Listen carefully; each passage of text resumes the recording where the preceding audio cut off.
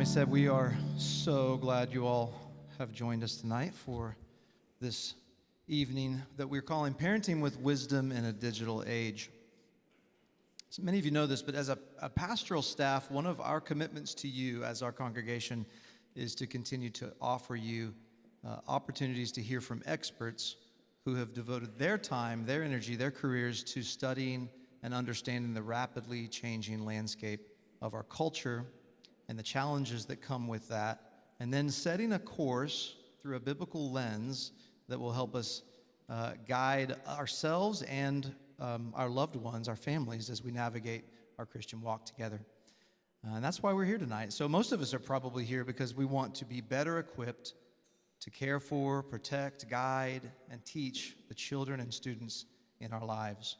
And this is such an important topic with the world that we hold literally in our pockets and that we access through our screens.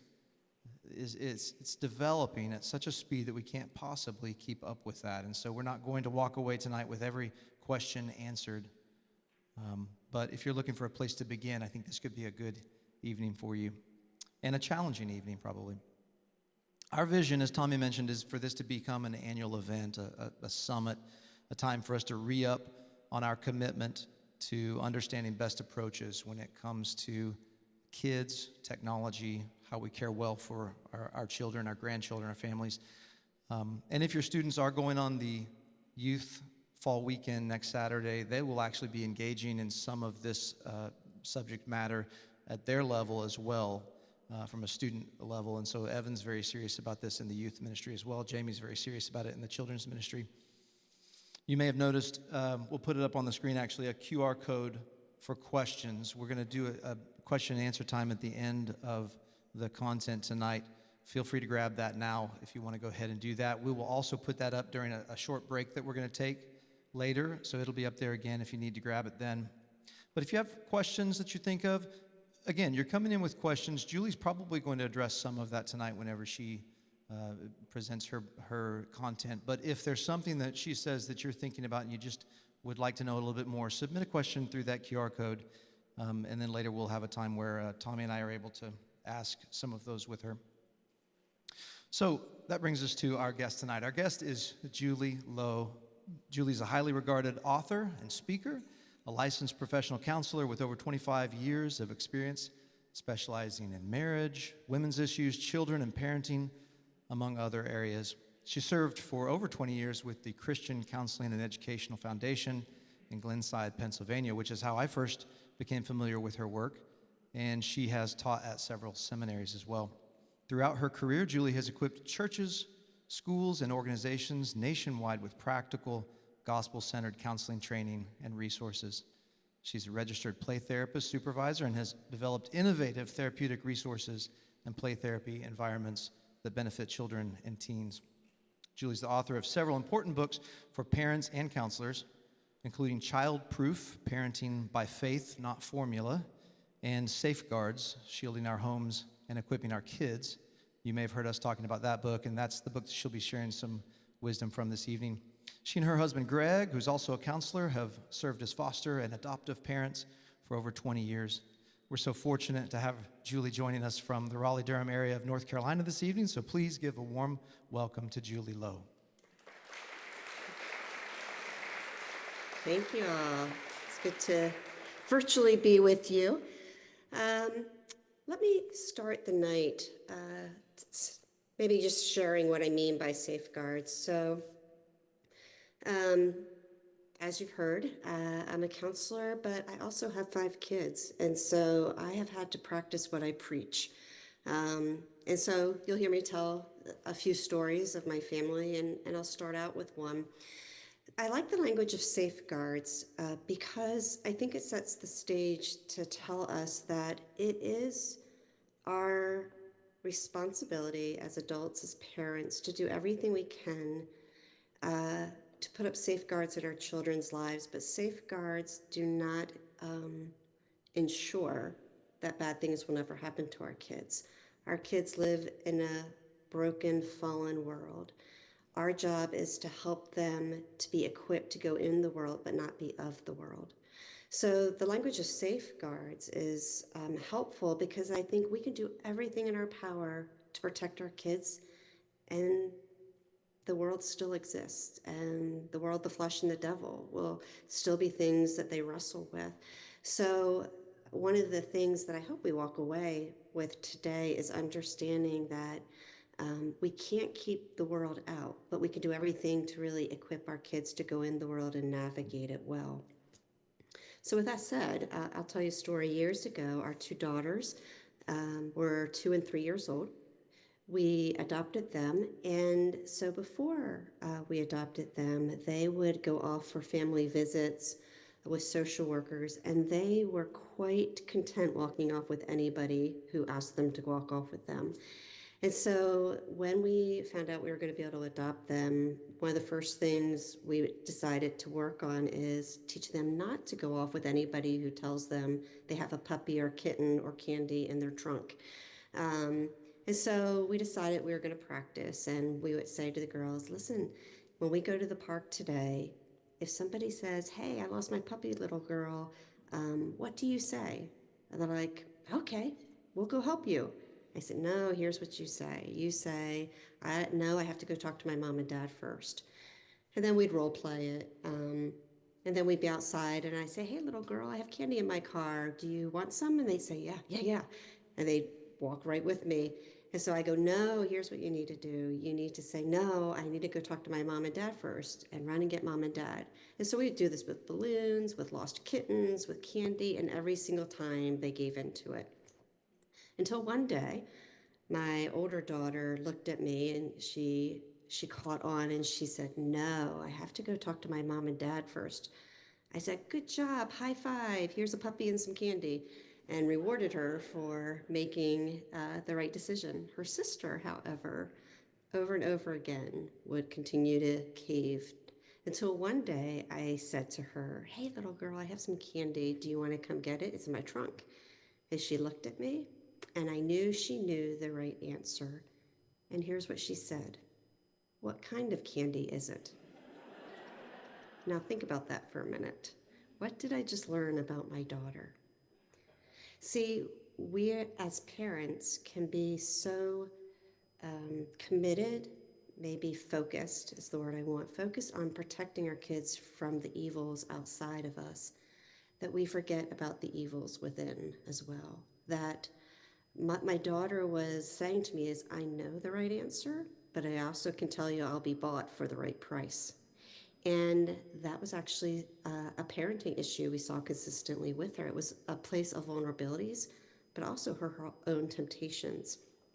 And here's where I think in the safety world, what we have to say as Christians is so much richer, because we know that evil lies in our own hearts as well as out there among us. And where sometimes we can fail as parents is, I want to protect my child from the bully, but can I actually imagine my child may become the bully? I want to protect my child from drugs or abuse. Could I ever presume they might be the one to ask for drugs or to offer drugs or to be the one to do harm to others? And that's a horrible thing to have to think about. But we also know that the temptations lie within. There's a great movie by M. Night Shyamalan called The Village, if you've ever seen it, and it shows this in real time, that we try to build up these walls to protect us from the world outside, but we make the mistake when we miss out the danger also lies within. And so why do I think that's important? Because in order to protect our kids online, to protect them from all the things that as parents we tend to fear most, we also have to be protecting their own hearts, guarding their own hearts from both temptations and from vulnerabilities as well. So let's take a minute and look at some statistics.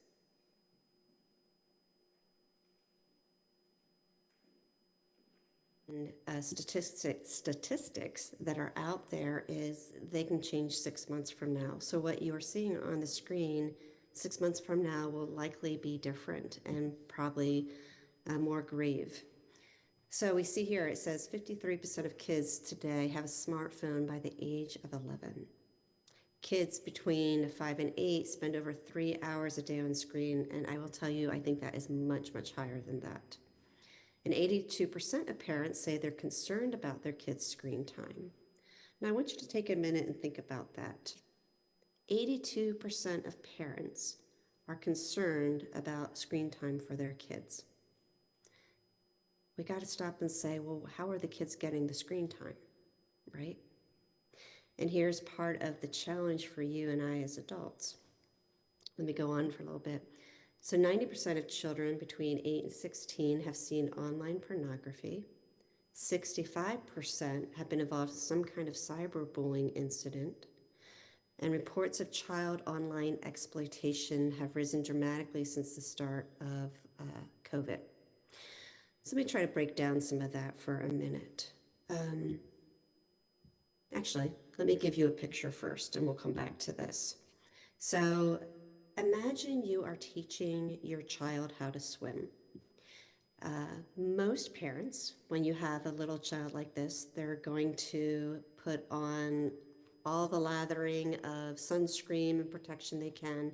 You're usually going to put on floaties or any device or surround them in an inner tube, whatever it is to keep them safe when they get in the water. Many parents will get in the water with their kids. You help them get used to the temperature of the water, how deep it is. You teach them to play in it and not be afraid of it, and how to get up when you fall down. Good parenting teaches somebody to be comfortable navigating the waters they're in. Now let's look at the next picture.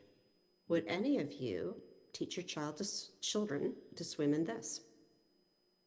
Now here's where, as parents, some parents would say, yeah, I would put my child in the deep end of the pool. I'd make sure I was in with them, or I'd make sure that they had what they needed.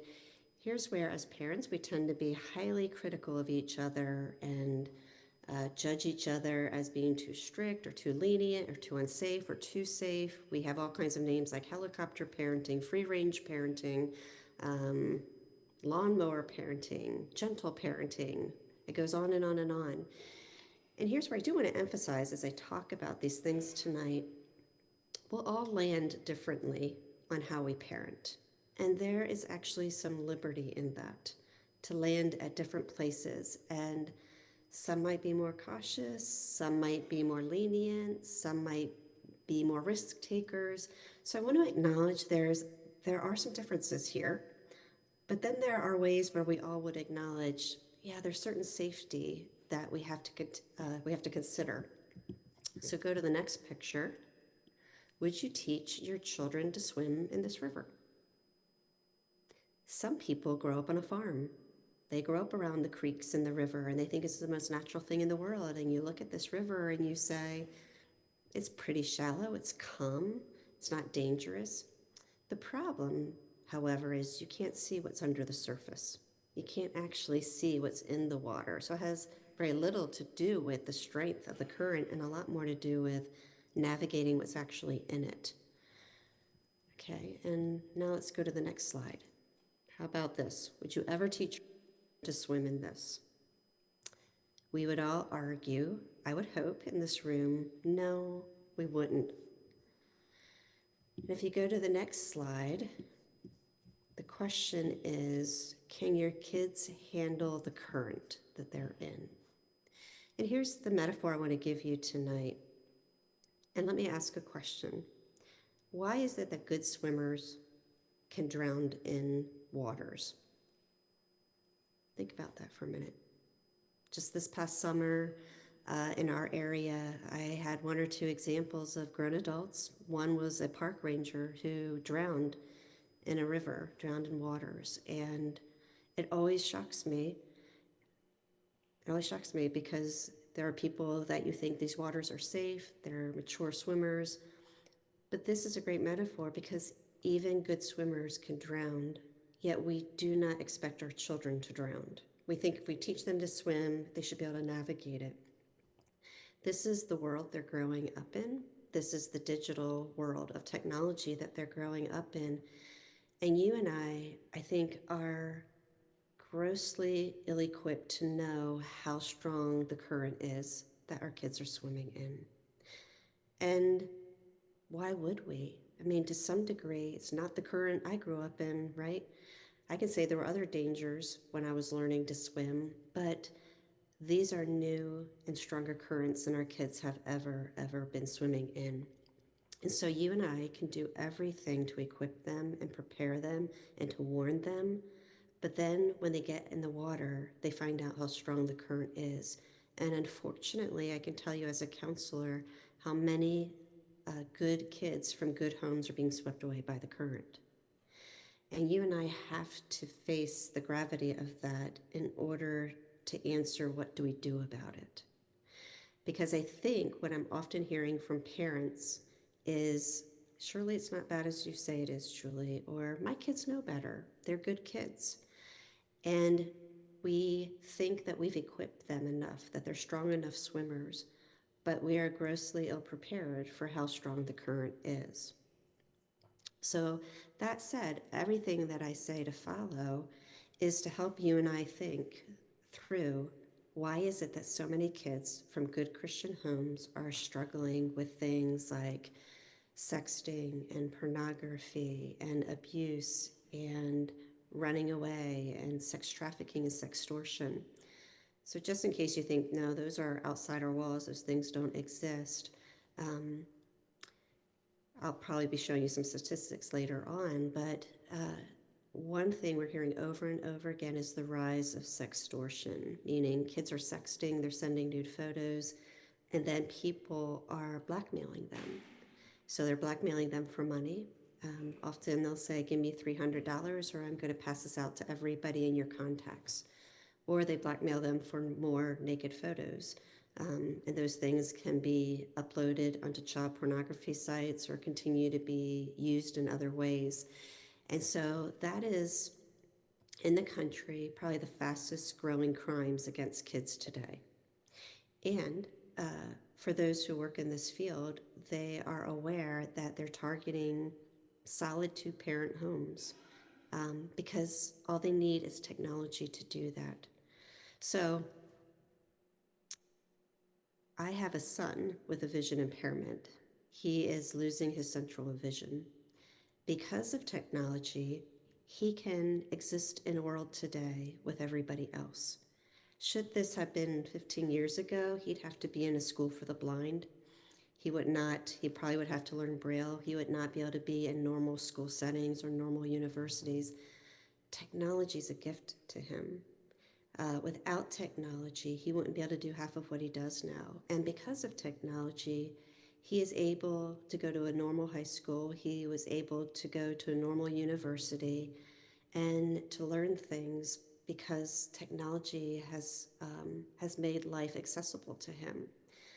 So I'm going to be talking about all the negatives about technology, but I have to say, technology is not evil. It's what we do with it that's good or evil, right? So it's important to be able to say that technology is not what's bad, it's what we do with it that becomes good or bad. And because with AI and everything, it's so fast paced and changing so much, the landscape changes so quickly, you and I find it incredibly difficult to keep up with it. Now, I counsel, I do this for a living. Part of my job is to keep up with it, and it's challenging for me. So I can imagine as a parent when you are not aware of all the things that exist out there, all the new apps. I can tell you about 20 apps tonight, and by next week, there'll be 20 more that are new and evolving. So the answer isn't, I just need to know the safe apps or the bad apps, because no app is safe. Let me repeat that. No app is safe, meaning any app that your child or your teen is on, there will be somebody pursuing them on it, pursuing them financially, pursuing them to abuse them, pursuing them to extort them, whatever it might be. The most innocent of apps, even Pinterest. And all the apps children are on, people are pursuing our young people on those apps. People are accessing our kids through those apps. So the answer isn't to say there are safe apps and non-safe apps. The answer is to say we've got to monitor our kids. We've got to keep them safe. but we also have to equip them. And equipping them means that we are teaching them to discern right from wrong, good from evil. Okay, let's go to the next slide. So let me talk for a minute about why we struggle with this. I like to refer to it as a fast food mentality or fast food culture we live in. So again, years ago, there was this documentary called Super Size Me. And if you've seen it, it is all about the proverbial healthy New Yorker who's a vegetarian or vegan, who decides to be the proverbial guinea pig. And he decides he's going to eat nothing but McDonald's for 30 days. And he has to eat at least everything on the menu once. He has to have it for 3 meals a day. And every time somebody says, "Would you like it supersized?" he would have to say yes. Now, I forget, it's less than 2 or 3 weeks in, he got so sick and lethargic and nauseous, and he couldn't focus, and he felt sick all the time, to the point his doctors encouraged him to stop the documentary, to stop the experiment. And you have this great picture there of sustenance does not equal nourishment. Though he was receiving 3 meals a day and he was getting sustenance, there was nothing nourishing going into his body. As a matter of fact, it was actually eroding and decaying his body. This is true, unfortunately, for way too many of us in family life, in marriages, in parenting, where we are communicating all the time. We are getting our kids up early in the morning. We're getting them ready for school. We're taking the dog out. We're packing lunches. We're getting ready for work. We're getting everybody to school, to work on time.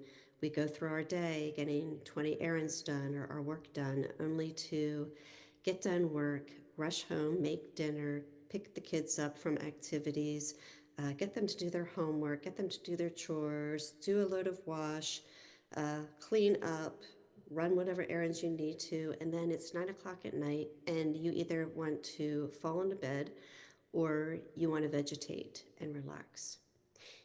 Now, we all struggle with that, right? That's the culture we live in. However, I would say doing that once in a while or doing that for a season is very different than that becoming our norm. And unfortunately, that is becoming our norm. Our norm is we do this all day long and we fall to bed at night and fall asleep and we get up and we do it again. And for long periods of time, marriages are going on without any meaningful communication. No sharing each other's burdens or what they're struggling with or their hopes or dreams. Parenting is, did you do your homework? Did you get your basketball clothes washed? Did you do this? Where do you need to be next? And it's sustenance, but it's not nourishment. And when you go far too long living that way, it slowly erodes on marriages and relationships because there's nothing meaningful happening there. That's a pace of life. And as we see on the slide, it's cultural priorities. Sometimes it's feeling inadequate. And you think about that. I mean, Deuteronomy 6 is this great picture of whether you're walking along the way, whether you rise, whether you sleep, whether you eat dinner, are we talking about the things of the Lord? That life is busy. We do need to keep communicating, but we also need to invest in nurturing relationships, because if we're not doing that, I'm certainly not going to talk to my kids about sex or sexual abuse or gender issues or any of these tough topics, because I'm barely getting through the day communicating the things we need to communicate. So why do we struggle with this? The pace of life. It takes time. It takes intentionality. It takes a willingness to dialogue over just getting things done and having quick fixes and having our children comply with us. And that's hard. That takes a commitment. So we can go to the next slide. 3 foundational principles. Here's how I want to summarize what I'm going to try to say to you tonight. First, we live in a broken, fallen world where evil exists, and it's pursuing our kids. Second is we teach our kids not by putting them in an Amish community and never removing them until they turn 25 years old. We teach them by helping them navigate the waters they're swimming in. And we do this by learning to discern good from evil, right from wrong. And then where do we land? We land in ultimately our safety rests in the hands of the Lord. That you and I as parents can do everything right and our kids still struggle. We can do everything right and our kids still experience the hardships of this world. That my job is not success, at least the way the world defines success. My job is faithfulness to the task. And so you and I rest not in the guarantee that our kids will never go through hard things or experience hard things, but we rest in the fact that we have equipped them, we've talked to them, we've been faithful to shepherd them, and now we put them in the hands of the Lord and entrust them to Him. So let's talk for a minute about what is the evil that exists in the world. Let me read a couple of verses. Evil people and impostors will go from bad to worse, deceiving and being deceived. This is what's happening online. This is what's happening in universities. This is what's happening on the news and the TV and on social media that our kids are being exposed to. They're growing up in a culture. Well, let me say it this way. It used to be that as I was growing up, and maybe many of you were growing up, that the challenge with convincing kids about Christianity was, the question was, is Christianity real? Is it true? That was the compelling question. Today, our kids are growing up in a culture that says, is Christianity good? Not is it real or true, but is it even good? And the world is calling Christianity evil, intolerant, wrong, immoral. Right is wrong, wrong is right. And so you see in Timothy that evil people and imposters go from bad to worse, deceiving and being deceived. But that is the culture our kids are growing up in. Not just is Christianity true, but is it even good? And every message around them says the otherwise. Proverbs, a troublemaker and a villain who goes about with a corrupt mouth, who winks maliciously with his eye, signals with his feet and motions with his finger while plotting evil and deceit with his heart, or in his heart. See, in the safety world, they talk a lot about grooming behaviors and pedophiles and offenders and how they target children. And this is primarily happening online now. The amount of this happening online has grown exponentially. But Scripture talks about that too. And I think it talks about it far better sometimes than the abuse field does. It shows you the character by saying they go from bad to worse. They deceive and they're deceiving themselves. They talk with a corrupt mouth. They wink maliciously with their eye while evil is in their heart.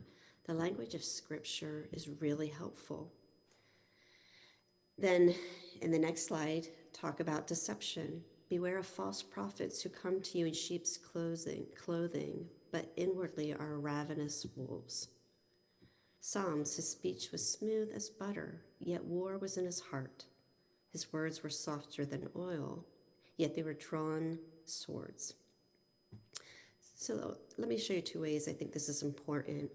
And after the break, I want to give you hope. Here's the better way. But I think first we have to understand the nature of how it works. So what I like about Matthew is we are raising kids that aren't learning to think. And if we're lucky, they're learning to comply.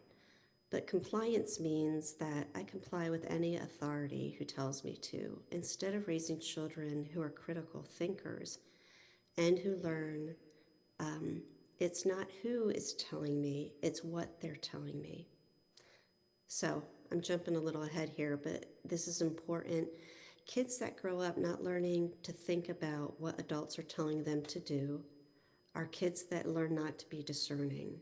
And I don't know about you, but I never had to teach my kids to disobey me. They were quite competent at that. So I spent a majority of my parenting teaching them to obey. However, what you and I can't miss is that as much as I teach my children to obey, I need to teach them when it's good and right to disobey and to defy authority. Because if you and I don't do that, our kids are going to grow up and go into universities. They're going to learn secular ideologies, and they're going to be swept away by the current because we've not raised them to think critically about what they're being told. And then you turn to Psalms and you realize that those who are out there, their speech is smooth. They are convincing. Their message is appealing. And so if we don't raise young people who are equipped to go out in the world and navigate that and discern that, then they're ill prepared. And that's what I think we're seeing online happen a lot.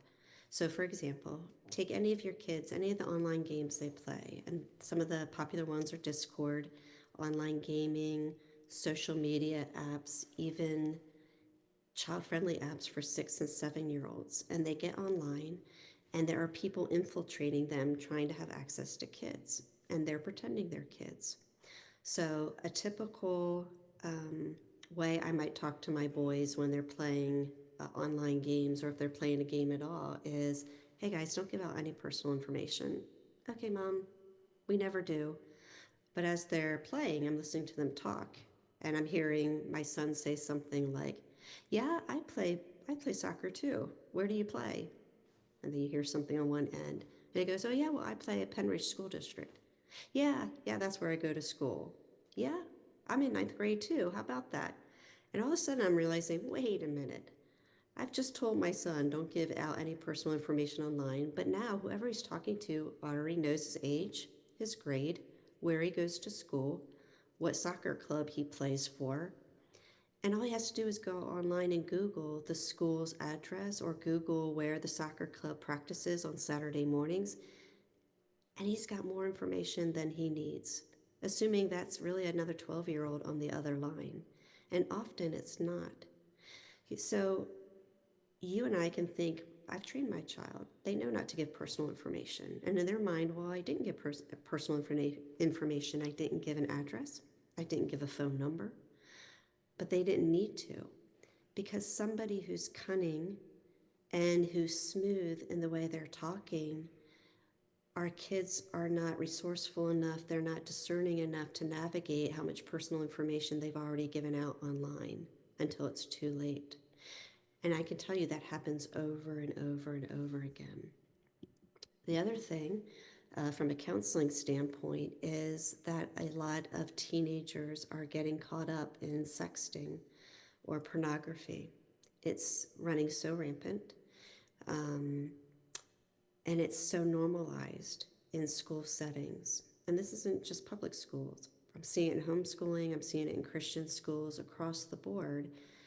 It's being normalized in the waters kids are swimming in. And so kids are coming into counseling having sent nude photos or gotten caught up in something, and the parents are mortified, they're shocked, they're surprised. They're saying, how can this be? We've taught them better, they know the right way. We attend church, we've told them over and over again about these things. And then I meet with the 16-year-old girl or 14-year-old boy, and they say, you just don't get it, like everybody's doing it. And it's just normal. And it feels weird that I don't do it or that I don't participate in it. And it's this picture perfect example of the current is so strong that they're swimming in that they're starting to be pulled downstream by it. And you and I are unaware of that because we're not swimming in the same waters. And so we're unaware of how strong the current is. Okay, we can go to the next slide. So let me talk about our tendency to react. So you hear Julie Lowe talking tonight and you think, oh my gosh, this is depressing. This is horrible. I'm going to go home and throw out all of our cell phones and technology in our home. Or that's it, my kids are on lockdown. They're not going to have a phone until they turn 40 years old. Well, you can do that. I'm not thinking that's too helpful for you because fear and anxiety and worry really do very little for us. They actually paralyze us. And when we parent out of fear, we raise fearful kids. Fearful parents raise fearful kids. Anxious parents raise anxious kids. Parents who worry raise children who worry. And you live in this perpetual state of fear that does no equipping for you at all. It doesn't make you any more safe. Or the pendulum swings the other way, and you sit there with your arms folded and you say, what is this woman talking about? It is not this bad. I am around my kids all the time. I know what they're into. Julie's just tainted. It's not this bad. And we want to live in denial or minimize or rationalize or excuse behavior. I don't want either of those things. I don't want us to live in denial, nor do I want us to live in fear and worry. I think Scripture shows us the way. It says wisdom and discernment makes us aware, it makes us more perceptive, and it makes us discerning, and we can rest. We don't need to live in fear because discernment will serve us when needed. Nor do we need to live in denial because perception and awareness will make us more alert to what's going on around us. So another way of saying that is, let me go to the next slide. Let's talk about a fear-based approach for a minute. Either it will work, and we're teaching our kids to be afraid, and using fear as a means of protecting kids against any kind of abuse or online dangers gives a child a perpetual sense of being afraid and not trusting people. And we end up doing some of the damage we're trying to protect them from. Or two, it won't work, and the parent will lose its credibility. So many of us have the experience of parents who are worriers, and you just roll your eyes at your parents because we see a parent's warning as overreactions. And what happens is our kids don't trust us. We lose credibility. And both of those things cripples kids from really recognizing and being aware of danger. So that's the fear-based approach. Now let's look at denial for a minute. Denial says, surely it's not as bad as you say it is, Julie. That's minimization. Or you say, well, I don't want to live in a perpetual state of fear. I don't want my kids to be afraid of being online. Technology's not so bad. And we rationalize. Or we say things like, I want to believe the best in people, which often means we're burying our head in the sand. Or it says, maybe you're misreading the situation. Maybe you're being an alarmist. That's doubt. Or we say things like, well, they likely brought it on themselves. Or, well, what can I do about it? And again, blame shifting, learned helplessness, they're all ways of responding. So let's talk about the difference between worry and perception. Worry focuses on the future. Perception focuses on the present. Or another way of saying that is discernment, the biblical language of discernment and perception. Worry focuses on the what ifs. Perception focuses on the what is. Worry cripples and perception equips. So what do I mean by that? Let me give you an example. I like to read books when I go into the airport. I fly quite often when I'm going places to speak, and so I will grab a pleasure reading book off of my shelf and take it with me to the airport and read. And about a year ago, I did this, and I got to the airport, and I sat down, and I started reading the book, and it was all about a plane crash. Not the best book to pick on the airport trip. So I'm sitting there like, I can't believe I am reading about an airplane crash when I'm about to get on an airplane. That is stressing me out. Now, that's worry. Who by worrying can add a single hour? As a matter of fact, worrying robs me of hours and minutes and days of enjoyment and pleasure. So what does Matthew say? What does Scripture say? Who by worrying can add a single hour actually detracts from your life. However, Scripture also says in Proverbs that the prudent or the wise sees danger and runs from it. It doesn't say it sees danger and looks it in the face and says, it's not so bad. No, I can handle it. Wisdom, discernment says when there is real danger, wise people move away from it. They run from it. So imagine I'm sitting in the airport, I'm reading my book, and I see my pilot come stumbling out of a bar drunk. Does that worry? That's big red flags. That's danger. I would be foolish to say, oh, what do I care? I'm sure he knows how to hold his liquor, or I'm sure he'll be fine flying the plane. See the difference there. Worrying projects into the future of the things I'm afraid of, where perception, wisdom, discernment notices what's actually happening in the moment and responds to it. So if as a parent, you and I are fearful and afraid, we're not going to be able to perceive when there's genuinely things to be concerned about. Let me give you another example. Many of us can walk into a room and notice when our spouse is off, when they're acting out of character. We can also do this with our kids. I would joke one of my sons has this great caught look. I mean, he's like a deer in the headlights. And from the time he was little, it took me a little while to catch on, but I would ask him, hey, did you brush your teeth? And I'd get this deer in the headlights look. And he'd go, mm-hmm. And I say, well, let me smell your breath, only to realize he didn't brush his teeth. His toothbrush was not wet, all the typical things that you're looking for. So I'm like, William, go brush your teeth. And then after several times of asking him questions and noticing this deer in the headlight look, I caught on that, oh, this is his cue that he's lying to me. And so as he got older, that caught look remained at 12 years old and 13 years old. And I would say, William, did you take the dog out? Yeah, Mom. No, you didn't go take the dog out. And he'd go, oh man, how did she know? And he would think I was somehow brilliant at mind reading whether he was telling the truth or not, when in reality, I was just reading him well. So fast forward, he is 21 now. And about a year ago, he gave me a Mother's Day card. And he said something like, to my mom, the unpaid therapist, and a human lie detector. And I laughed at that because I thought, yeah, I'm totally not a human lie detector, but I am a William detector, and I'm able to read William. And so even at 21 years old, if I'm looking at him when I ask him a question, I can see like a split second or two. If I'm watching his eyes, I can tell if he's telling me the truth or not. And he has no idea how I know. Little does he know he's the one giving it away every single time. But see, that's perception. It's discernment. Discernment isn't something magical. It's paying attention to what's actually happening. It's God giving us insight to navigate what's going on around us. And so we take things like intuition or our spidey senses. We say things like that in ways that make it sound mystical and we can't really understand what's going on.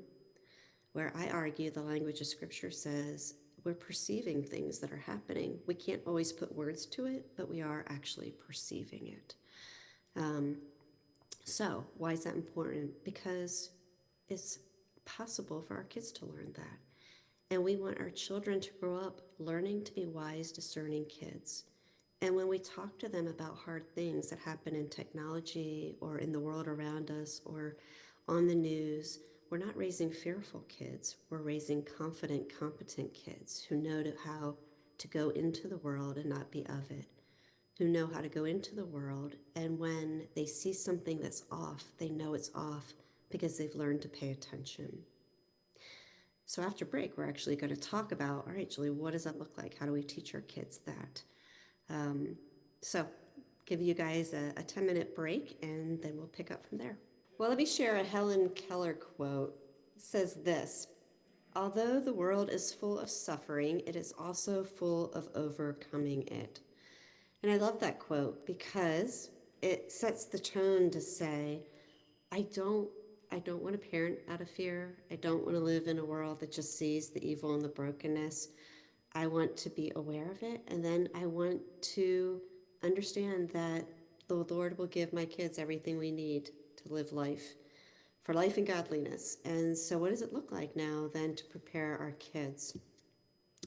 So we do this by teaching our kids that we need to equip our kids to navigate this world by giving them the ability to discern good from evil, right from wrong, wise from foolish, morally vague or ambiguous, to that which discerns God's voice.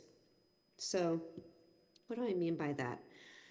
Think of a 5-year-old, for example. A 5-year-old says, "You are mean to me, that's bad," or "You're nice to me, that's good." Yeah, there's some basic to that. However, we know that somebody can be nice to us and not be a good person. Or we know somebody can struggle with doing bad things, but also struggle with wanting to live for the Lord. So children learn right from wrong, good from bad. And as they grow, we hope now they also learn wise from unwise, right? So though this friend may be kind to me, maybe it's unwise to be their friend because they bully other kids, or they do drugs, or they steal.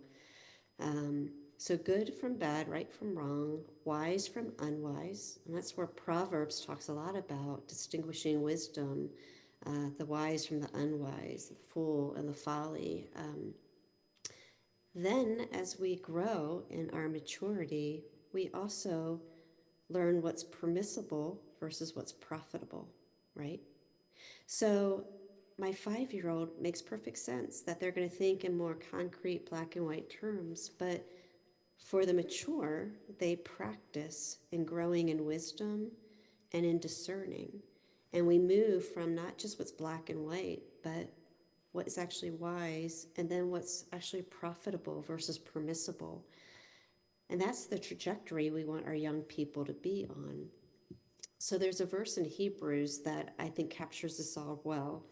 It says, "Solid food is for the mature, for those who have their powers of discernment, trained by constant practice to distinguish good from evil."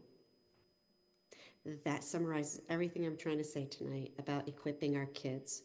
So let's break that down. The safety field, whether it's online or it's the abuse field, whatever it is, the safety world and literature talks a lot in formulas. For example, trying to think of some good formulas. One that comes to mind right away is stranger danger. So strangers are not dangerous. Dangerous people are dangerous. I know, that's brilliant. You all should be writing that down, right? Now, but think about this a minute. 90% of children who are abused or targeted are by people they know. So if 90% are by people they know, why are we teaching stranger danger? Strangers aren't dangerous. Dangerous people are dangerous. Dangerous people can be people you know or people you don't know. How do you figure that out? You watch their words and actions. That's a very different approach, because stranger danger just makes life easy. If strangers are dangerous, I just teach my kids to stay away from strangers and they'll be safe, right? Wrong. Statistics show that's not the case. As a matter of fact, if your child is ever lost, their very ability to approach a stranger is going to be vital.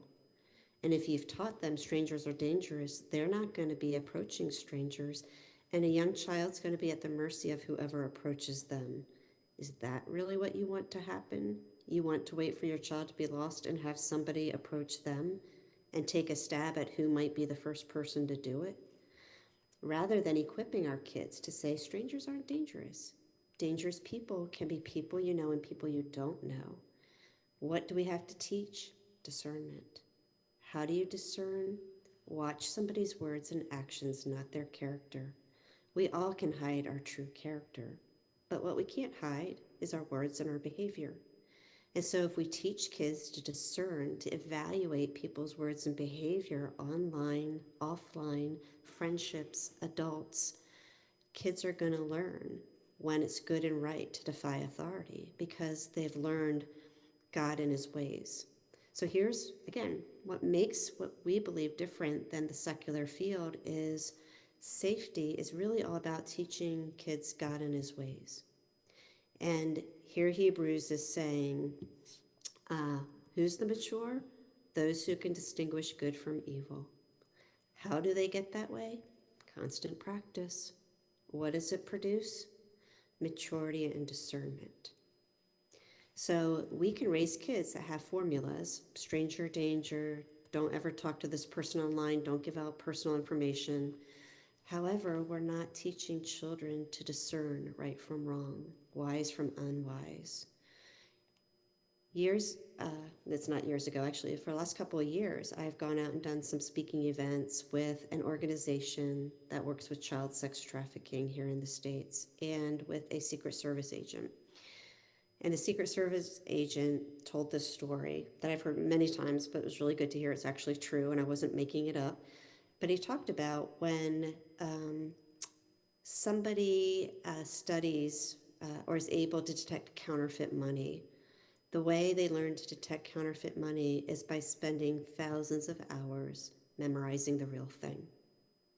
And I said, oh, that's so cool. I always thought, I've heard that. I always hoped that was true, because it's this perfect example of what I'm saying to you right now, that we don't need to talk to our kids about every possible danger we can come up with, because we will never, never be able to predict every possible scenario.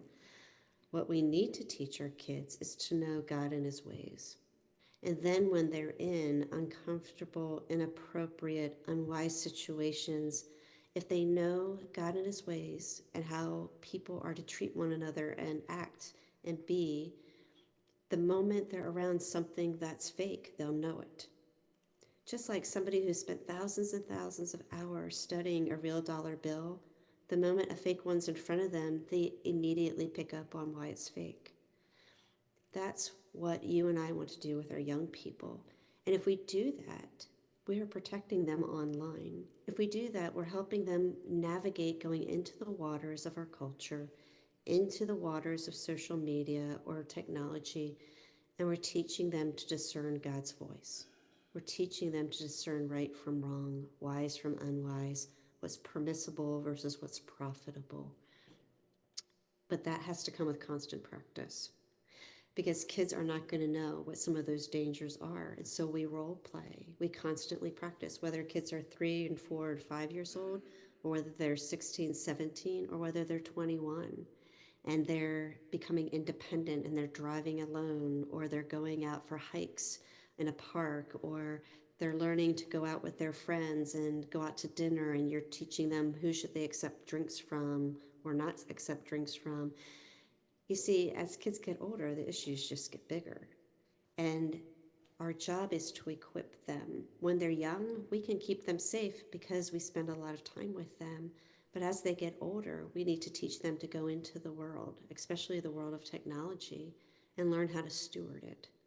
How do we do that? By teaching God and his ways. That our kids know that so well that when they start entering into waters that feel rocky or choppy or uncertain or dangerous, they're much more likely to pick up on it.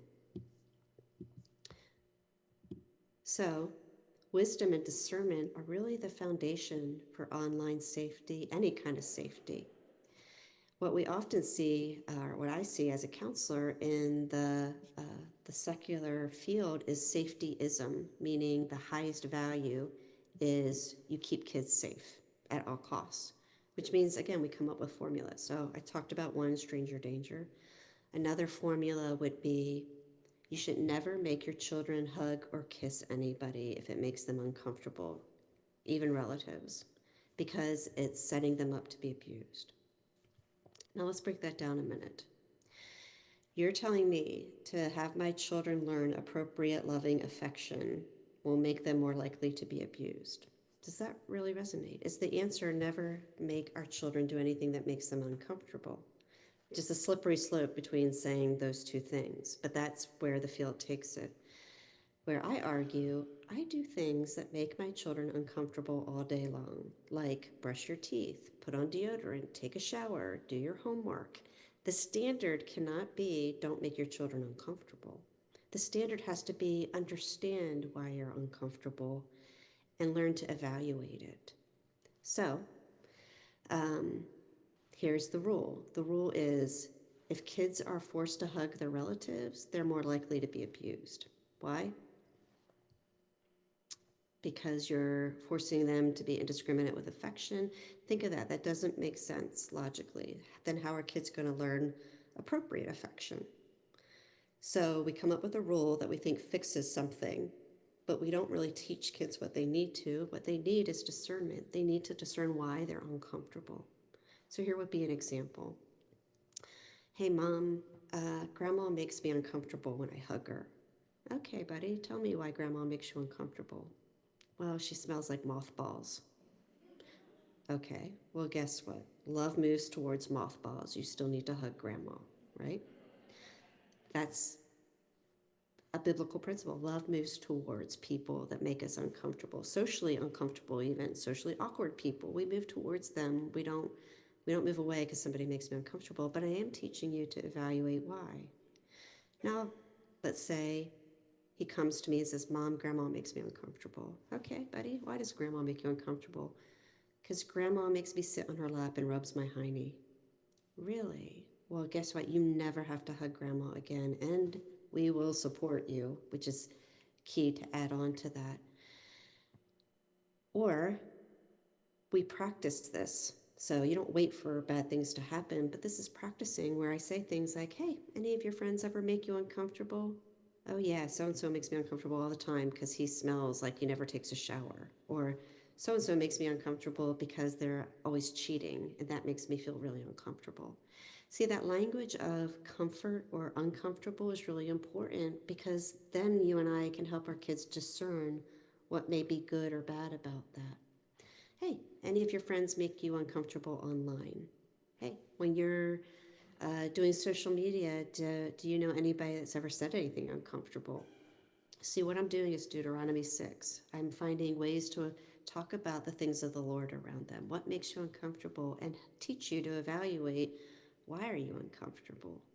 Why do you think that's not good? My kids and I were doing this all the time during COVID. I mean, the political atmosphere, the arguments, the fighting. Um, we need to make the most of every opportunity to talk to our kids about the things of the Lord and help them evaluate, why do you think people are uncomfortable talking about politics? Why do you think people are uncomfortable talking about this subject? And helping them have their own opinions and help them think about it so that when they're online with their friends or when they're online with people that you or I may not know they're online with, we have given them the skills to know how to navigate that and how to stay afloat in the waters that they are in. So, safetyism is all about the highest goal is to make our kids safe, where our goal is not safety. Our goal is that our children walk with the Lord, that they know God and his ways. Safety then is a fruit of that. It is one of the byproducts of teaching kids to know God and his ways. That's really different than how you hear a lot of people talking about safety today, whether it's in the abuse field or in technology or online safety. Let's come up with the formula, all the rules for being safe, and then they're safe. Well, the rules aren't necessarily bad, they're good principles. But the problem is, if you haven't taught kids to be discerning kids, if you haven't taught them right from wrong, then all the rules in the world will not keep them safe. Because either they're going to be inclined to break them, or they're going to find the one place there wasn't a rule, and they'll fall for that. But if I teach my children to have hearts that want to do what's right and good, that want to follow the Lord, then they're going to go into situations and they're going to tell something is off. They're going to notice that something feels weird. Or even when people are trying to deceive them, maybe early on they don't notice, but because we've taught them to pay attention, because we've taught them to evaluate what people are saying and telling them to do, they're going to pick up on it sooner than later. And they're going to come back and tell you. Why? Because you've modeled to them over and over again, hey, we talk about these things. Hey guys, sexting exists. We know lots of your friends do it. We want you to know that it's not healthy, it's not wise, it's not good for you to do it. We also want you to know that if anybody ever sends you a naked photo, we don't blame you for that. Just delete it right away. And don't keep it on your phone because then you will be holding child pornography or then you could get in trouble for it. Please don't ever send a photo. That would not be wise or good. You don't want to dishonor your body by doing that. However, if for any reason you ever make that mistake, you need to know we love you too much for you to not come to us and tell us. You see, the level of or the amount of teens committing suicide today because of sexting or sextortion going on all because they've never had their parents or adults say to them, "We hope you never do this. We don't want you to do this. But if you ever do it, your life is more valuable than ending it. We love you. There's nothing that's not forgivable that we can't work through. So you need to know that although we hope you never do this, we love you and we understand mistakes happen, and we would rather you come to us than ever consider ending your life because you think you can never face anybody again." And all you and I need to do is go online and Google kids committing suicide because of sextortion, and you'll see how common it's becoming. Because nobody's taken the time to prepare them and role play with them and practice. Because all of us, hopefully, never want our children to ever make that mistake. But because we don't want our kids to make that mistake, we assume they won't. And we don't prepare them that there is always a way of escape, that there is always a way out. That's the role playing, the constant practicing that you hear me engaging with, whether it's little kids and it's actual safety skills to friendships to technology. More and more kids are on technology. Now, we were the world's strictest parent, according to our kids, because they didn't have cell phones when their peers had cell phones. And sadly, oftentimes that was true. My son, when he was in 8th grade, was one out of 2 8th graders in the whole school who did not have a cell phone. The other one was the principal's son, because they knew the damage it would do. And I had a lot of compassion for him. It broke my heart that he felt different and like the odd man out, but not enough that I was willing to put a device in his hand that I knew was too much for him to handle. And here's where you and I have to take responsibility to say, how are kids becoming addicted? Forget the dangers, forget the potential of pornography or all the dangerous things we talk about, just the addictive quality of it. You and I can't go into a Target and stand in line and not see everybody on their cell phones. You and I can't go to a restaurant, and usually we can't find a table where somebody's not on their cell phone. Why are we expecting young people to be any better at this when as adults we're not? That we are becoming addicted to our devices, that we have fear of missing out, that we're not able to put them down, that we're tempted to covet or compare ourselves or have fear of missing out when I'm not clicking on my device. It is incredibly addictive in nature for us, but we expect our children to have the maturity and self-control to be able to navigate it. It's just not wise to expect that, which means that you and I have to be the ones who are willing to do that for them, as we also prepare them to steward that technology as well. So, better way is that we want to raise confident, competent kids, not fearful kids, nor do we want to be alarmist. This means that you and I have to be willing to enter into the hard topics. We have to be willing to talk about any hard topic with our kids and teach them to recognize and discern what makes them uncomfortable. So what's a better way? First, I like the language of comfortable or uncomfortable because it's not alarmist. It's not going to the worst case scenario. It's just teaching our kids to say, yeah, something feels off. Or, hey, this feels right. And sometimes when it feels right, it's not actually right either. So I want to use that kind of language. I'll give you an example. It's not always safety issues, but you and I have to prompt that. So I'll often say to my kids, hey, any of your friends make you uncomfortable? And they'll talk about things their friends are doing. This is a great parenting tip, by the way. Though your child may be hesitant to open up about what's going on in their own life, they will blab on what's going on in all of their friends' lives. And so if you say, hey, tell me what's going on in 10th grade boys' lives today. Well, I'm hearing all kinds of crazy stuff. Oh, Mom, you won't believe it. Like, these guys are talking this way, and you wouldn't believe they were vaping in the bathroom, and this was happening over here. So I'm getting the wide angle lens of what my son is being exposed to. Then I say, really, what do you think about that? Now I'm moving in a little. I'm seeing, here's all the things that are surrounding his world. Here's the waters he's swimming in. Now, how do you feel about that? Now I'm learning, is he enticed by it? Is he turned off by it? Does he agree with it? Does he think it's not so bad? Then I say, has anybody ever offered you a vape or drugs, or anybody tried to send you a naked photo? Now I'm getting a little closer. Have you ever been tempted by that? Now I'm getting a little closer. Have you ever experienced that? Now I'm getting a little closer. So think about that principle. You're starting out here where it's safe to talk about other people and what he's being surrounded by, but I'm slowly moving in to see, how has it impacted him? Has his life been touched by it? Now, it's equally important to realize in that moment, as much as I'm watching and listening to what he's saying, he's watching and listening to how I'm responding, right? And if I'm going into lecture mode, or I'm appalled by what his friends are doing, is he going to share with me that maybe he faces the same temptations and fears? So he's watching every step of the way. I'm going a little closer to hear. He is also watching how you and I are responding as well.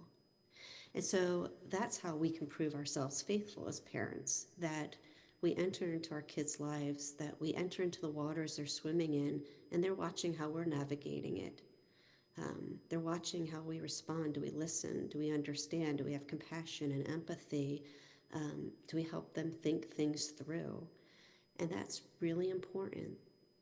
And this goes back to what I said at the beginning of the night, that if you and I are living fast food lifestyles, we never get to have those meaningful conversations, because they take time and energy and work. And there's nothing in my day that naturally comes up with finding a way to talk about sexting. Um, I can pretty much guarantee you that I could go months without talking to my kids about that if I wasn't willing to bring it up myself, because your kids will avoid those hard topics. You and I will avoid those hard topics if we feel ill prepared or inadequate at it. And the problem with that is your kids will learn from somebody. It just won't be you. And you probably won't like what they're learning. And it's far better for you and I to proactively shape our child's view of a subject than to try to go back and debunk an inaccurate view. And far too often, we wait too long. We don't talk too often and too soon with our kids. We wait too long. And so, out of everything I'm saying, I hope you hear me say that you and I should be proactive. We should be talking about things before our kids are thinking about them. Why? Because I want to shape the way they begin thinking about them. And if you and I wait until they begin thinking about them, they've probably already been thinking about it longer than you can imagine, and they're coming to all the wrong conclusions. So we wait too long to talk about the hard things. It's far better to talk about them before they experience them, so that if and when it happens, they'll go, oh, wait a minute, Mom and Dad brought this up before. Oh, I have heard about this. How about that? Mom and Dad might know one or two things after all. And they have this understanding that you're not inconsequential, that you have something to offer then. So I want to teach kids to recognize and discern what makes them uncomfortable. And you heard me say this a minute ago, that we want to teach them to evaluate words and behavior, not character. So what do I mean by that? I'll come back to that in a minute. Until kids are old enough to know right from wrong, they're too young to be their own protector. So this is particularly important on social media and online, that we're letting kids do things. We're looking around at the people around us, their friends, their peers, and we're saying, well, all the kids are doing this, so I guess it's okay. And we're not stopping to ask the question, but is that good that they're all doing that?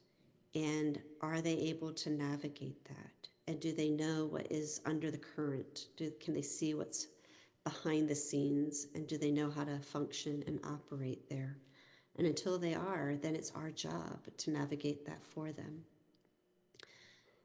Then we want to practice that no topic, no problem is off limits to talk about. And the only way you and I can do that is by modeling talking about the things that feel awkward and uncomfortable in front of them, so that they'll learn Mom and Dad are comfortable.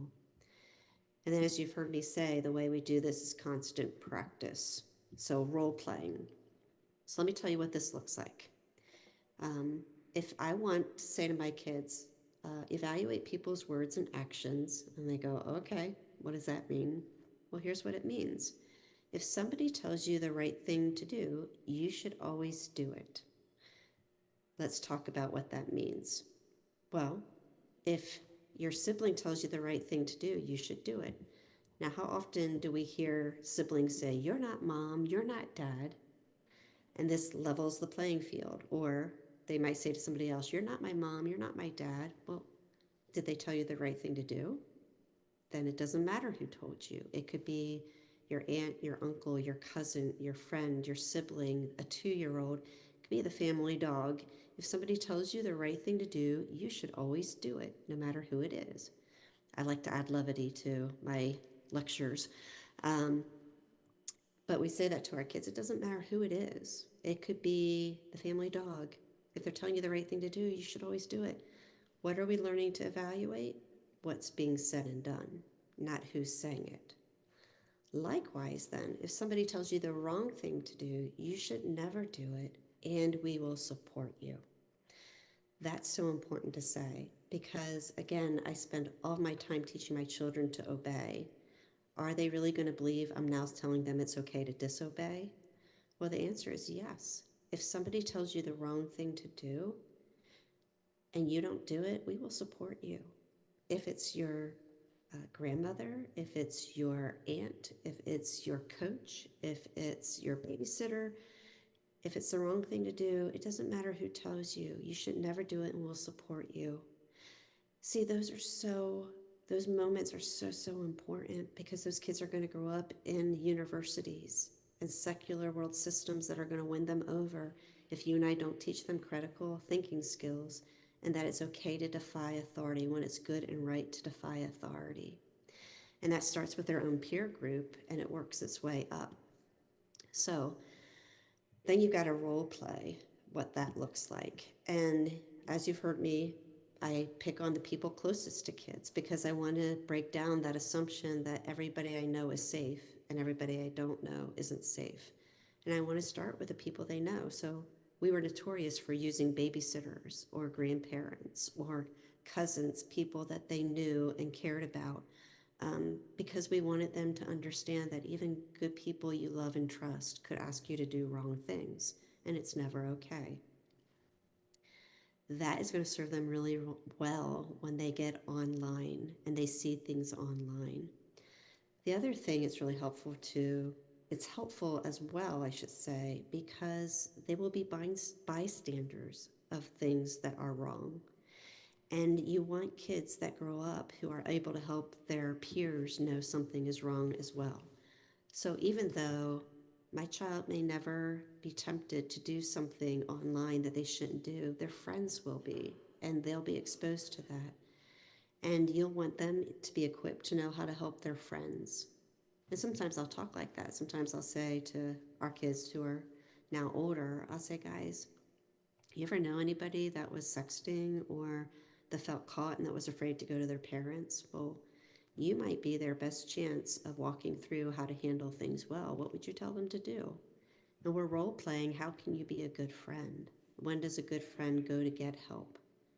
Cyberbullying is one of the, sextortion and cyberbullying is one of the things that are increasing exponentially online. So it used to be that school bullies were in the lunchroom or on the schoolyard, and you could go home at the end of the day and escape them. However, now with technology, the bullying follows you home and it never leaves, and it's permanent and it's online everywhere. And kids don't know how to cope with it. So you have all these things that technology opens the wide door, and kids don't feel they can get away from their bad decisions or their bad choices or the people that are mistreating them. So here's where role playing is essential, asking them hard questions, um, teaching them to evaluate why things make them uncomfortable. And again, this isn't always online and it's not always grooming behaviors. So I will occasionally say to my kids, my youngest son plays baseball, and I said to him a year or so ago, hey, any of your coaches ever make you uncomfortable? And he thought about it for a minute and he goes, yeah, actually one has. And I was a little caught off guard. I said, really? What made you uncomfortable? And he told me a story of how twice the same coach got in his face and yelled at him. He was so close that actually spittle was coming out of his mouth.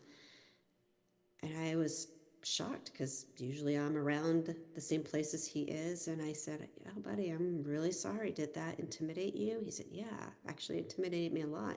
Really scared me. I'm so sorry that happened to you. Like, that's never okay. And we had this conversation about coaches who get hot-headed and yell, and are you able to discern the difference? And he goes, oh yeah, so-and-so coach on third base yells and screams his head off all the time, and we all know he's just the heat of the moment, and that's nothing big deal. And we were able to have this great conversation about coaches that just yell because that's what they do during a game versus a coach that gets in your personal space and tries to intimidate you and makes you uncomfortable. And it was a great talk about when is it okay, when isn't it okay, what makes it okay, and evaluating that, and me being able to say, I'm so sorry that happened to you. And if that ever happens again, you need to know that you have a right to get up and walk away, or to come get us, or to, and giving him options of how he could respond to that. That's a moment I never ever would have heard about had I not asked the question. And I say that because it makes me wonder how many of those moments have I missed over the years just because I didn't ask a question? And how many times do I not ask the question because we have a fast paced life, or we're busy, or we're trying to keep things going?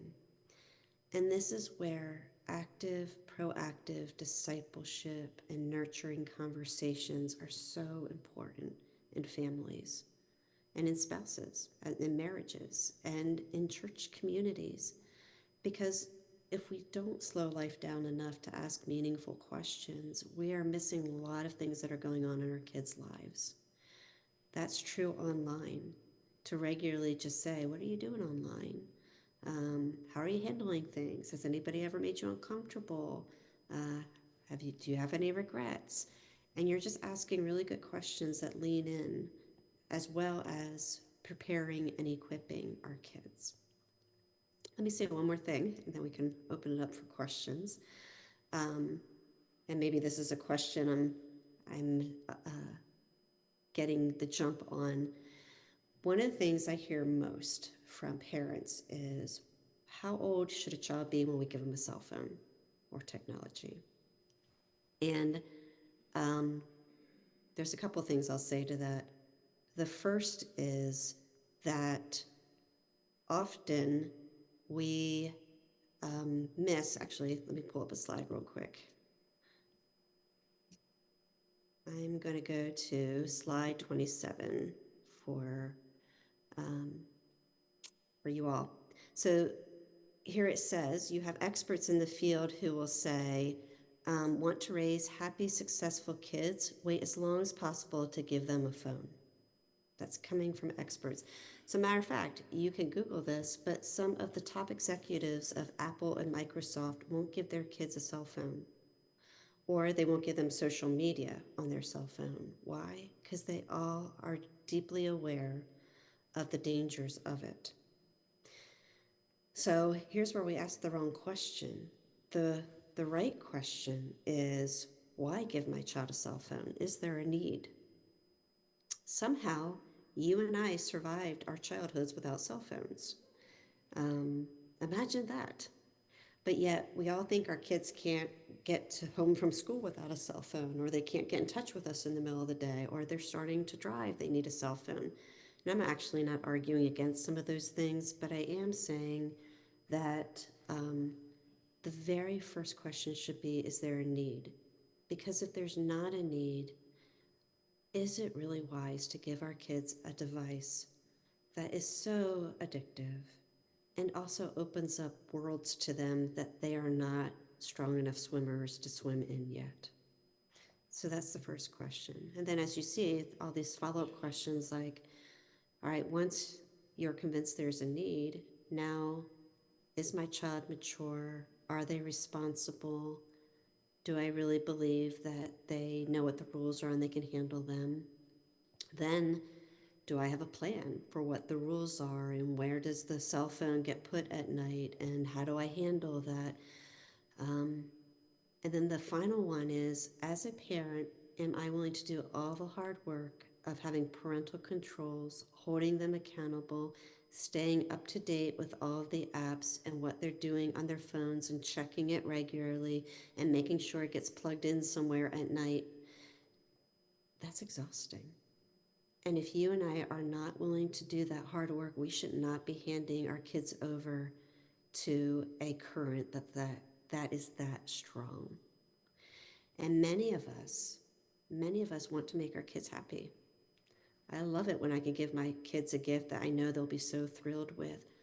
But I also know that if I am not ready to do the hard work of navigating that and guarding it, then we can be harming our kids. So, Julie, the first question was from someone who's basically saying, you're talking about the role playing, you're talking about these essential conversations, which is so good. How do we create that space when kids are completely uninterested in talking about that? You talked a little bit about starting with the wide angle and moving in.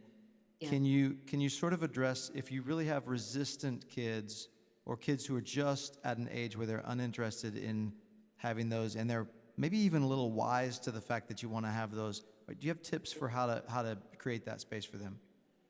Yeah, so age matters, but let's just start with resistant, because even if you start young, your kids hit teen years or pre-adolescent, and all of a sudden it's not cool to talk to your parents when a month ago it was cool. And that's where we have a running joke in our home. We call it forced family fun, where we say, come on, you're coming along whether you want to or not. Because inevitably, we have 5 children, inevitably there was somebody who did not think our ideas were brilliant and didn't want to go on a family hike or didn't want to play board games. And parents' default mode is often to say, well, what can I do? They don't want to talk to me. Or what can I do? They don't want to spend time with us. And my answer is, you take them along anyway. Because, and that's why, again, you see me use humor. I say forced family fun. Come on, we're going it like it or not. Because my hope is if I can get past the first initial miserable 15, 20 minutes of it, they'll get to the other side and have a good time. But as parents, you and I have to press in on that. We have to not accept they don't want to talk to me. And we've got to be willing to not be maybe authoritarian in it. I am the authority. I will make you come. We're going to come do this as a family regardless. And you can be miserable and unhappy, or you can enjoy yourself and come along. But I realize really that it relies on me as the parent to get them to the place where they'll enjoy the conversation or they'll enjoy what we're doing. And I would say 95% of the time, our kids who are miserable about something we were making them do, at the end of the day, we're glad we did it, or weren't miserable anymore, at least. I think that's true in our conversations. Kids will roll their eyes at us. Kids will not want to hear. So you and I have a responsibility to be as winsome as we can. And that's why, again, you'll hear me try to use humor, and I do that a lot with my kids, and I get a lot of eye rolls with them. But it works. And our youngest child coined the phrase one day. He said, "Oh no, Mom, this isn't going to be another one of those inspirational talks, is it?" And that's like, I like that. We're going to keep using that. Time for an inspirational talk. Come on. So we can get mad, or we can go in lecture mode, or we can try to use levity. And it's interesting. What I often say when I'm doing a full day workshop is I tell some stories about how growing up we taught our kids about sex when they were younger. And we tried to create a culture in our home so that it wouldn't feel awkward or uncomfortable. And we were really proactive and fairly good at it, I would say. But yet our kids hit their teen years and they still struggle with all of a sudden thinking it wasn't cool to talk to us. And so one day, we had a foster child with us, and he came home from school, and he was telling me all about the fact that they had to talk about puberty in school. And so as he and I are talking about this, my 14-year-old son was off to the side, and at some point he goes, "Mom, just stop saying that." Like, "Stop saying what?" He goes, that word. I'm like, what word? Puberty? He goes, yeah, don't say that. Mom shouldn't say that. Puberty, puberty, puberty, puberty. And he's like, stop that. That's just weird. I'm like, it is not weird. Child, I taught you all about sex. We've read books. We've had all kinds of conversations. Like, this is not weird. And so to continue that, we would sit down for dinner and I'd say, hey guys, dinner time, let's talk about puberty. Or we're cleaning up the dishes. It's time for dessert. Anybody want to talk about puberty? By the time the night was over, I was sick of saying the word puberty. Um, but why did I do it? I did it because what he was calling abnormal, I was going to show is perfectly normal. And there were a couple of moments where I'm like, oh, this is weird and uncomfortable for me too. But I didn't act like it was weird and uncomfortable because our kids need us to model. You might think this is weird or you might not want to talk about it, but healthy people talk about these things in the family. So that's one way. And I know some kids will just try to tune us out. And there's times where I'll just say, buddy, I know you don't want to talk about this, but at least let me ask you a question or walk away and think about this question.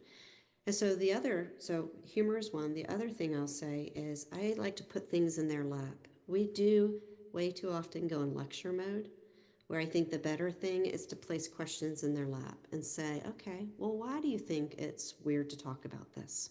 Or, okay, why do you think this might be good or bad? And so we're always trying to put in our kids' laps to get them to think about it.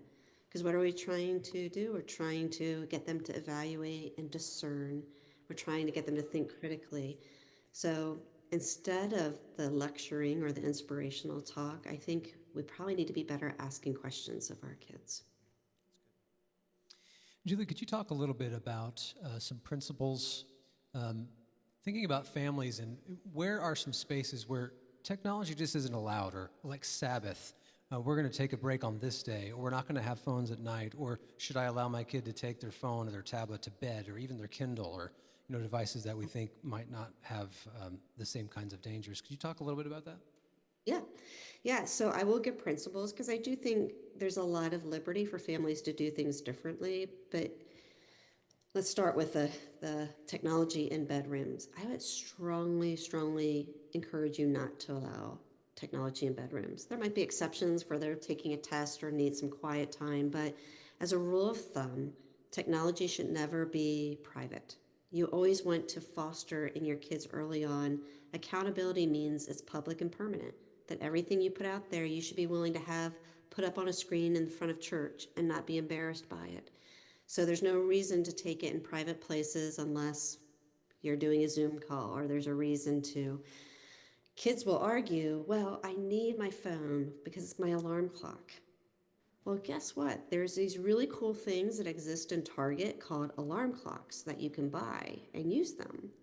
Or they'll say, well, I use it for my music. I'm like, well, guess what? There's these really cool things at Target called radios that you can use for your music. Where there's a will, there's a way. And so it's hard, but it's a lot harder to give them devices without having the rules in place and then try to go backtrack on some of those. It's possible. And we've even done that. Like there are times where we gave some liberties and we realized that was a bad idea. And we had to go back and say, guys, we just realized that this isn't healthy for you. And so here's a new rule. Here's where the devices are going to be kept at night. Some families keep devices in a public place like the kitchen and say they all power down by 10 o'clock at night and they all need to get plugged in there and stay there for the night. That works if you have kids who are self-controlled enough not to go get them in the middle of the night. Some kids really struggle with that, and so I'd argue keep them plugged in maybe in your bedroom at night where the kids can't come in and get them. That's where every family is different, knowing what does the need require. I love the idea of Sabbath, time off, breaks off. The hard thing about that is that adults have to practice that too. And if you're not willing to practice that, you shouldn't be asking your kids to. A little overstated, but I think you understand what I'm saying. There was a season when our kids were younger where they went to school every day. We went to work every day. And so we said, in our family, guys, when you come home from school, on school nights, there's no electronics. Now, that was possible at that time before they needed to do work on computers or iPads, or we would make those exceptions. But we said that means we're not going to be on the TV. We're not going to be playing Xbox. We're not going to be on computers watching videos. Our reason was principally, we love you guys. We actually only see you 3 hours a night. We want to spend time with you, and we don't want everybody to be on their screens. It wasn't we think this is what's biblical, we think this is the only way to do it. There's families that homeschool and they can do those things. They have more liberty and more time with their kids. And so we would say to our kids, we have you so little during the day that we love you guys. We actually want to talk to you and hang out with you. So as a rule of thumb, no electronics on school nights. Now, we made the rule, and the rule was really a principle, and that meant we could also break it if the Eagles were playing or there was a great movie coming out that we all wanted to watch one night, because it's not a hard, fast, dictatorial approach to parenting. It's a principled, what's good and loving for our family based on our needs and the stage of life. Now our kids are older. We have one left who's a teenager. We don't hold that rule fast. It's very different. And it just makes sense that as a family, your rules will ebb and flow based on the season of life you're in. But we do want to think, how do we take a break? How do we keep technology manageable? How do we demonstrate to our kids that we're not addicted to it, that even we need breaks from it? So I think that's a great way to be thinking about it. That's good. You might be the nicest Eagles fan that we've ever encountered. Very true. Yeah. Sort of exceptions to everything. So now, one person, I'm going to reword this question a little bit, but I thought this was good. As the broader culture seems to be, catching on to the dangers of social media, there've been documentaries about it, and again, app developers are saying, no, we're developing these apps for addiction. CEOs are saying, no, my kids don't get that, et cetera. Jonathan Haidt's Anxious Generation has gotten a lot of attention. Do you have hope for the future based on that? And then additionally, does AI and the advancements in AI sort of create new uncertainty that maybe is different from what we've encountered in the past? Yes, so we didn't even touch on that. So, two biggest issues with AI, and more are coming. So let me backtrack and say, do I have hope? I don't have hope that the technology is going to get better. And I might be wrong. I have hope that the Lord will equip us for every new thing approaching. But I actually fear it's getting worse. And you just brought up the reason why, or one of the reasons why. AI, the two things I'm now seeing with young people. So everything I've been saying tonight is developing kids who are critical thinkers, that are discerning and wise. AI is taking away the need for any of that. I mean, the ability to think is going by the wayside very quickly because AI can write your papers, take your tests. Our one son who's still in high school will say, Mom, I see it all the time. Kids are just snapping pictures and sending it to ChatGPT, and it's doing their work for them right in the middle of class, and teachers are oblivious to the fact it's happening. I fear kids going into college being completely uneducated because all they've learned to do is work with ChatGPT and AI to write everything for them. And it's become easier and easier to do. The other thing, so that's just the ethical conundrum, and are we actually making it easier for kids not to think and learn and do hard work? The second is relationships. So it is a growing trend now that young people and adults alike who are lonely, isolated, maybe socially awkward, or whatever other reason there might be, are developing AI relationships with AI. Now think about that a minute. And I was just recently working on a blog on this, that Much like pornography, if I can have an AI relationship, a relationship with an AI, I don't even know what you would call it, persona, I can shape that persona to say everything that makes me feel good, to affirm me in every way I want it to talk to me all day long at any time, to meet every emotional need. I can shape it to do all those things. Why will I ever want a real human relationship that's flawed, difficult, and complicated? If I can have an online program who makes me feel valued and needed and says everything I wanted a human being to say to me all my life. And what we see are people are becoming attached to AI algorithms and I don't even know what you call them, personas. Why have a real relationship when real relationships are messy and hard and difficult? One more question. That felt like a good one. Yeah, I think we have one more question, time for one more. Families are such a big part of our story, and we had someone ask this question, what about sharing pictures of our children online? And do you have any principles to think through on that? Yeah, there are safety risks. So I'm trying to think of the 5 directions that question can go in. So forgive me if I'm not answering it. Yes, I think there's concerns. So when my kids were little, especially on Facebook, I would post pictures of them or fun pictures for relatives. But my profile was always private. It was only those who were close friends or family members. The problem is people could still break in and get some of those, right? So I think you have to just think who has access to this? How can they be used? With AI, I think that actually brings in another level that we haven't had to think about over the last 10, 15 years.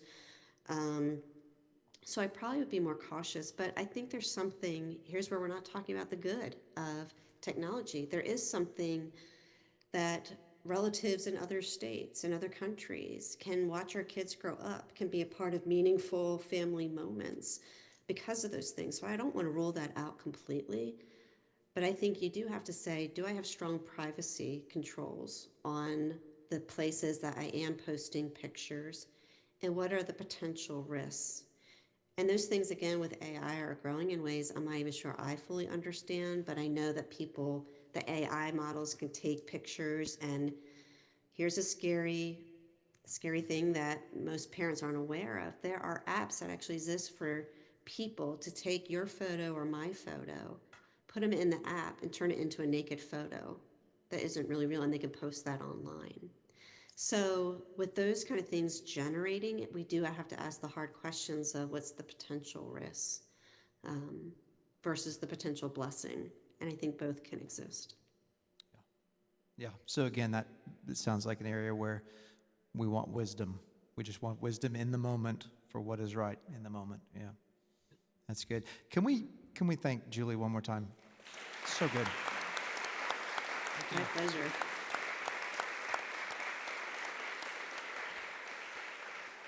Some of you have asked, this will be available later. We'll get it online as quickly as we can. And I know there were some people who couldn't be here tonight who are interested in watching that. So we'll make sure you know about that. Let me pray for us before we go. Anything else that we need to mention? No, I'd recommend the book Safeguards and her other books as well, but Safeguards in particular, we've recommended it to many of you. You can get it on Amazon. Yeah. Fantastic book, very practical. That and some of the others will be in our resource library on our website as well, so you'll be able to find them there. So, That's right. And you've got a website, Julie, as well, right? Does that have resources that people might want to take advantage of? Yeah, it's just julielowe.org, and it's got some blogs and resources and practical ideas. Great. Thank you so much for being with us. Let me pray for us, and then we'll end our evening together. Father, thank you for your love for us.